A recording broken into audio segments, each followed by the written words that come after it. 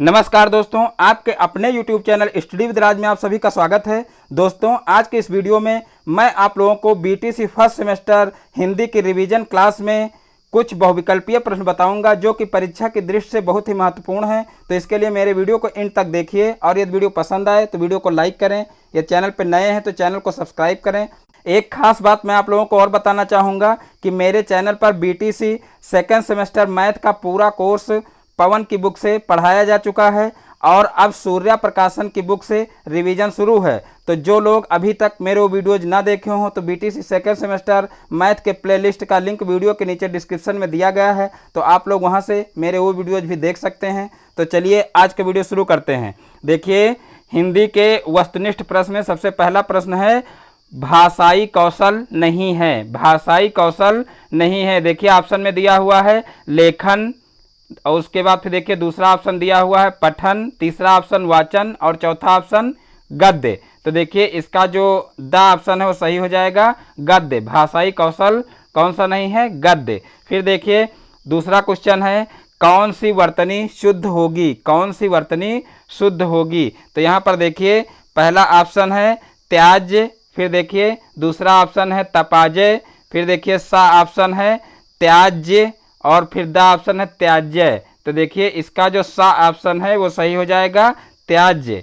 और उसके बाद फिर देखिए नेक्स्ट क्वेश्चन है, वर्तनी की दृष्टि से कौन सा रूप शुद्ध है? वर्तनी की दृष्टि से कौन सा रूप शुद्ध है? तो देखिए इसमें चार ऑप्शन दिए हुए हैं, आप लोग देख सकते हैं। इन चारों ऑप्शनों में देखिए थोड़ा सा केवल अंतर है, यानी कि मात्रा का और सा का इधर उधर उलटफेर कर दिया गया है और ये चार ऑप्शन दिए हुए हैं। तो इसमें से देखिए कौन सा ऑप्शन सही हो जाएगा? इसका जो बा ऑप्शन है वो सही हो जाएगा, यानी कि तालव्य शाह पहले आएगा और जो मूर्धन्य शाह है वो सबसे लास्ट में आएगा। तो इस प्रकार से इसका जो बा ऑप्शन है वो सही हो जाएगा।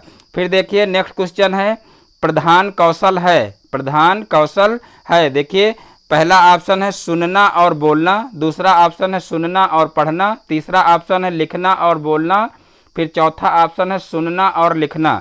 तो देखिए इसका जो आ ऑप्शन है वो सही हो जाएगा, सुनना और बोलना। उसके बाद फिर देखिए नेक्स्ट क्वेश्चन है, प्रमुख भाषाई कौशल कितने हैं? प्रमुख भाषाई कौशल कितने हैं? तो देखिए इसका जो सा ऑप्शन है वो सही हो जाएगा, 4। प्रमुख भाषाई कौशल कितने हैं? 4 हैं। फिर देखिए नेक्स्ट क्वेश्चन है, वाचन क्या है? वाचन क्या है? तो देखिए ऑप्शन में दिया हुआ है सुनना, लिखना, पढ़ना और बोलना। तो देखिए इसका जो द ऑप्शन है वो सही हो जाएगा, बोलना, क्योंकि वाचन करना मतलब क्या है? बोलना। वाच मीन्स क्या होता है? बोलना। तो देखिए यहाँ पर इसका जो द ऑप्शन है वो सही हो जाएगा। फिर देखिए वाचन के प्रकार माने जाते हैं, यानी कि वाचन कितने प्रकार का होता है? तो देखिए इसका जो आ ऑप्शन है वो सही हो जाएगा, वाचन 2 प्रकार के होते हैं। फिर देखिए नेक्स्ट क्वेश्चन है, पाठ वस्तु विश्लेषण से स्पष्ट हो जाता है। पाठ वस्तु विश्लेषण से स्पष्ट हो जाता है। देखिए क्या स्पष्ट हो जाता है? पहला ऑप्शन है पाठ्यक्रम, दूसरा ऑप्शन है उद्देश्य, तीसरा ऑप्शन है शिक्षक, चौथा ऑप्शन है विषय वस्तु का स्वरूप। तो देखिए इसका जो द ऑप्शन है वो सही हो जाएगा, विषय वस्तु का स्वरूप। फिर देखिए नेक्स्ट क्वेश्चन है, पाठ वस्तु विश्लेषण होता है। पाठ वस्तु विश्लेषण होता है। पहला ऑप्शन है एक निबंध का, दूसरा ऑप्शन है एक कालांश की शैक्षिक सामग्री का, फिर तीसरा ऑप्शन है एक कविता का, चौथा ऑप्शन है एक कहानी का। तो देखिए इसका जो बा ऑप्शन है वो सही हो जाएगा, एक कालांश की शैक्षिक सामग्री का। फिर देखिए नेक्स्ट क्वेश्चन है, लिखित कार्य का अर्थ है। लिखित कार्य का अर्थ है। तो देखिए पहला ऑप्शन हो जाएगा गृह कार्य, दूसरा ऑप्शन हो जाएगा कक्षा कार्य, तीसरा ऑप्शन हो जाएगा उपयुक्त दोनों और चौथा ऑप्शन हो जाएगा उपयुक्त में से कोई नहीं। तो देखिए इसका जो बा ऑप्शन है वो सही हो जाएगा, कक्षा कार्य। देखिए नेक्स्ट क्वेश्चन है, गृह कार्य संशोधन आवश्यक है, क्योंकि पहला ऑप्शन है देखिए छात्र नियमित रूप से कार्य करके लाएंगे, फिर दूसरा ऑप्शन है इससे छात्रों के सबल व निर्बल पक्ष का ज्ञान हो सकेगा। फिर तीसरा ऑप्शन है छात्रों का लेख सुधरेगा। और फिर चौथा ऑप्शन है छात्रों को अभिभावक पढ़ाएंगे। तो देखिए इसका जो बा ऑप्शन है वो सही हो जाएगा, इससे छात्रों के सबल व निर्बल पक्ष का ज्ञान हो सकेगा। फिर देखिए नेक्स्ट क्वेश्चन है गृह कार्य संशोधन की विधि है। गृह कार्य संशोधन की विधि है। तो देखिए इसका पहला ऑप्शन है शिक्षक द्वारा संशोधन करवाना, दूसरा ऑप्शन है स्वयं छात्रों द्वारा संशोधन करवाना, और तीसरा ऑप्शन है परस्पर छात्रों द्वारा संशोधन करवाना, और चौथा ऑप्शन है उपयुक्त सभी। तो देखिए इसका जो आ ऑप्शन है वो सही हो जाएगा, शिक्षक द्वारा संशोधन करवाना। फिर देखिए नेक्स्ट क्वेश्चन है गृह कार्य का उपयोग होता है। गृह कार्य का उपयोग होता है। देखिए पहला ऑप्शन है छात्रों को व्यक्ति निर्देशन देने के लिए, फिर दूसरा ऑप्शन है कक्षा शिक्षण के अनुभवों को संगठित करने के लिए, तीसरा ऑप्शन है अध्ययन की पुनरावृत्ति के लिए, और चौथा ऑप्शन है उपर्युक्त सभी। तो देखिए इसका जो द ऑप्शन है वो सही हो जाएगा, उपर्युक्त सभी।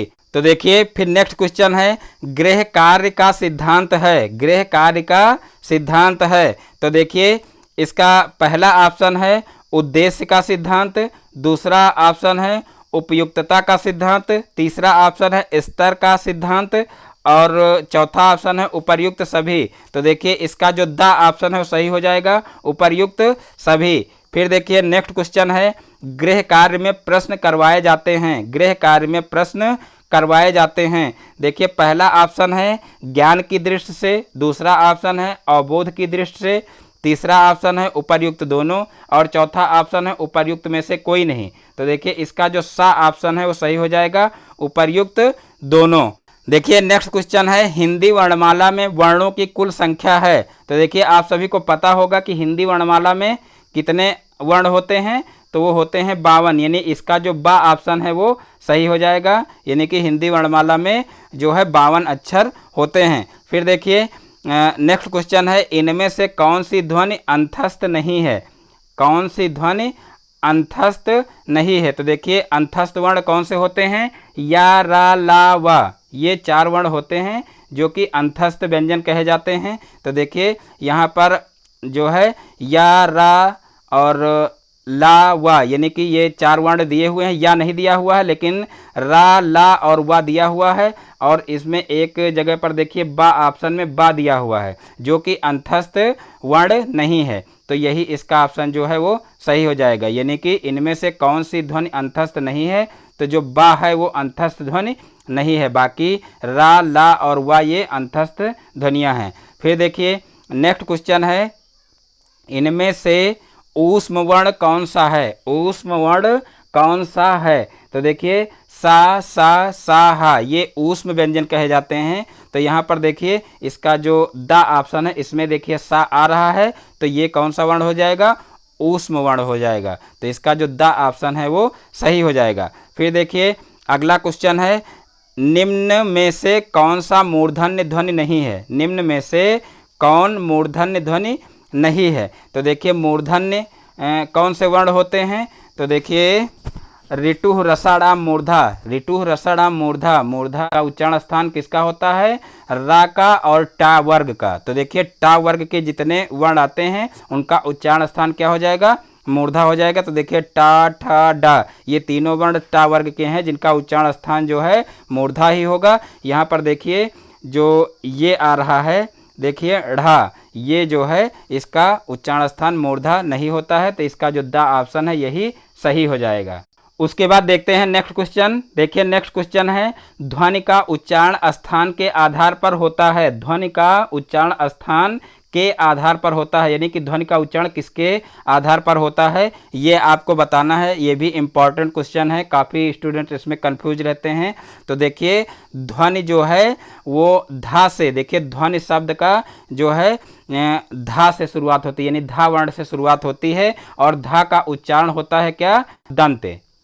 लृतु लसानाम दंता, यानी ता था दा धा, यानी ता वर्ग में जो है धा आता है। तो लृतु लसानाम दंता, यानी कि ता वर्ग का उच्चारण स्थान क्या होता है, दंत होता है। तो यहाँ पर देखिए धा जो है वो ता वर्ग में आता है और इसका उच्चारण स्थान दंत होता है। और ये जो शब्द है ध्वनि ये धा से शुरू है, यानी कि ता वर्ग में आता है और इसका उच्चारण स्थान दंत है, तो इसका जो उच्चारण है वो जो है दंत माना जाएगा, यानी कि इसका उच्चारण स्थान जो है दंत के आधार पर होगा। तो इसका जो बा ऑप्शन है वही जो है सही हो जाएगा, यानी कि दंत।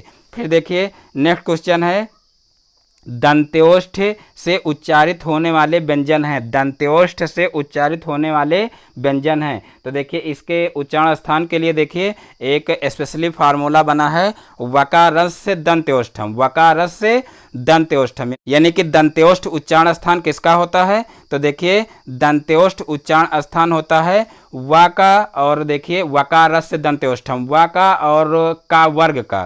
तो देखिए यहाँ पर वा, देखिए यहाँ पर आ रहा है आ में, देखिए आ ऑप्शन में जो है वह आ रहा है, और जो पा और फा होता है उपुह पद्मनीय नाम ओष्ठव, जो है पा और फा का उच्चारण स्थान जो है ओष्ठ होता है, लेकिन यहाँ पर वा के साथ में भी आया है। तो यहाँ पर देखिए जो आ ऑप्शन है इसका यही सही हो जाएगा, फा और वा, यानी कि फा और वा का उच्चारण स्थान क्या हो जाएगा? दंत्योष्ठ हो जाएगा। देखिए जिन लोगों को उच्चारण स्थान के फार्मूले नहीं पता हैं तो वह लोग उच्चारण स्थान के फार्मूले याद कर लें, क्योंकि फार्मूले याद करने से आप लोगों को बहुत हेल्प मिलेगी। क्योंकि जैसे हम आप लोगों को तुरंत जो है फार्मूले बेस पर ही उच्चारण स्थान बता देते हैं, उसी प्रकार से अगर फार्मूले आपको याद होंगे तो बिना टाइम वेस्ट किए तुरंत आप भी जो है उसका उच्चारण स्थान, यानी किसी भी वर्ण का उच्चारण स्थान आप तुरंत बिना टाइम वेस्ट किए तुरंत बता सकते हैं। तो इसके लिए देखिए हमारे चैनल पर एक उच्चारण स्थान का वीडियो पड़ा हुआ है, जो है आप लोगों को हिंदी व्याकरण, यानी कि बीटीसी फर्स्ट सेमेस्टर के हिंदी व्याकरण की प्लेलिस्ट में मिल जाएगा, तो आप लोग वहां से मेरा वो वीडियो भी देख सकते हैं। तो देखिए नेक्स्ट क्वेश्चन है फिर, निम्न में से किस वर्ण का उच्चारण स्थान कंठ नहीं है? निम्न में से किस वर्ण का उच्चारण स्थान कंठ नहीं है?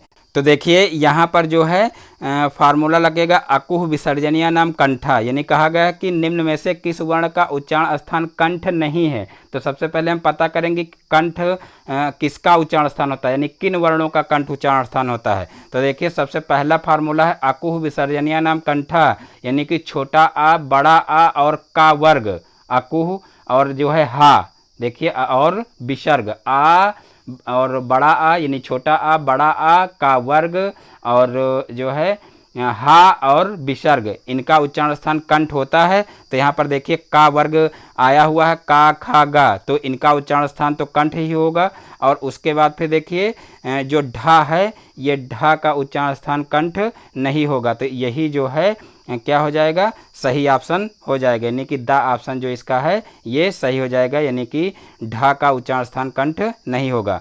फिर देखिए नेक्स्ट क्वेश्चन है, निम्न में कौन संयुक्त वर्ण नहीं है? निम्न में कौन संयुक्त वर्ण नहीं है? तो देखिए संयुक्त वर्ण कौन से होते हैं? छा, त्रा, ज्ञा और स्रा, ये चार वर्ण हैं जो संयुक्त वर्ण के अंतर्गत आते हैं। बाकी यहाँ पर देखिए एक वर्ण एक्स्ट्रा लिखा हुआ है रिर, तो ये जो है नहीं होगा, यानी ये संयुक्त वर्ण के अंतर्गत नहीं आता है, तो इसका जो दा ऑप्शन है वही सही हो जाएगा।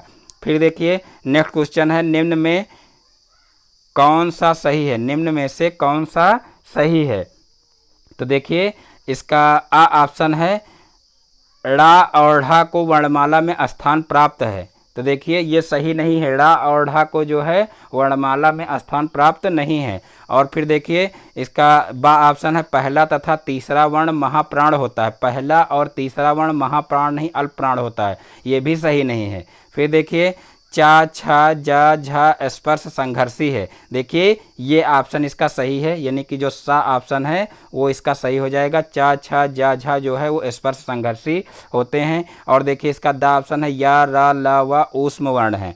तो देखिए या, रा, ला, वा ऊष्म वर्ण नहीं है, ये क्या है? ये अंतस्थ वर्ण है। और सा, सा, सा, हा ऊष्म वर्ण होते हैं, तो इसका जो सा ऑप्शन है वही सही हो जाएगा। फिर देखिए नेक्स्ट क्वेश्चन है, निम्नलिखित में से कौन सही शब्द है? निम्नलिखित में से कौन सही शब्द है? तो देखिए इसका पहला ऑप्शन दिया हुआ परीक्षा, और दूसरा ऑप्शन दिया हुआ है परीक्षा, और तीसरा ऑप्शन दिया हुआ परीक्षा, और फिर चौथा ऑप्शन दिया हुआ है परीक्षा।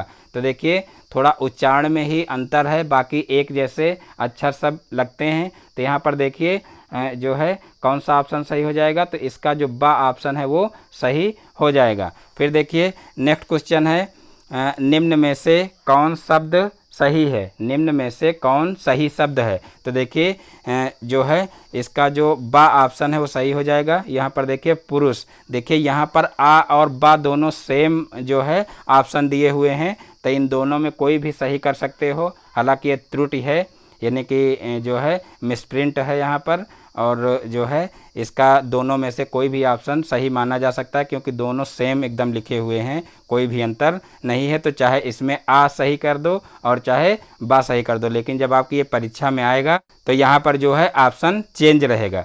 फिर देखिए नेक्स्ट क्वेश्चन है, का और प्लस ए से निर्मित रूप है, का प्लस ए से निर्मित रूप है। तो देखिए ए जो है का में ए प्लस है, तो का में ए की मात्रा चढ़ जाएगी, यानी कि का पर जो है ए की मात्रा चढ़ जाएगी, के हो जाएगा। तो यहाँ पर जो बा ऑप्शन है इसका ये सही हो जाएगा। फिर देखिए 28 नंबर क्वेश्चन है, गा प्लस ऊ से निर्मित रूप है। तो देखिए गा में क्या होगा, बड़े ऊ की मात्रा लग जाएगी, क्योंकि गा के साथ में बड़ा ऊ जो है जुड़ रहा है, तो इसका जो बा ऑप्शन है वो सही हो जाएगा। तो उसके बाद फिर देखते हैं नेक्स्ट क्वेश्चन 29 नंबर, कि निम्न में से कौन सत्य है, निम्न में से कौन सत्य है। तो देखिए पहला ऑप्शन है स्वर का उच्चारण स्वतंत्र रूप में होता है, और दूसरा ऑप्शन है व्यंजन हमेशा स्वतंत्र रूप में उच्चारित होते हैं, और फिर तीसरा ऑप्शन है अनुस्वार तथा विसर्ग हिंदी में प्रयुक्त नहीं होते, और चौथा ऑप्शन है व्यंजन दो प्रकार के होते हैं, ह्रस्व और दीर्घ। तो देखिए इसका जो आ ऑप्शन है वो सही हो जाएगा, स्वर का उच्चारण स्वतंत्र रूप में होता है। तो आज की वीडियो में इतना ही। दोस्तों यदि हमारा वीडियो पसंद आया हो तो वीडियो को लाइक करें, और ये चैनल पर नए हैं तो चैनल को सब्सक्राइब करें और बेल आइकन को भी प्रेस कर लें, जिससे हमारे आगे आने वाले वीडियो का नोटिफिकेशन आपके मोबाइल पर सबसे पहले पहुंचे। फिर मिलते हैं अपने नेक्स्ट वीडियो में एक नए टॉपिक के साथ में, तब तक के लिए जय हिंद जय भारत।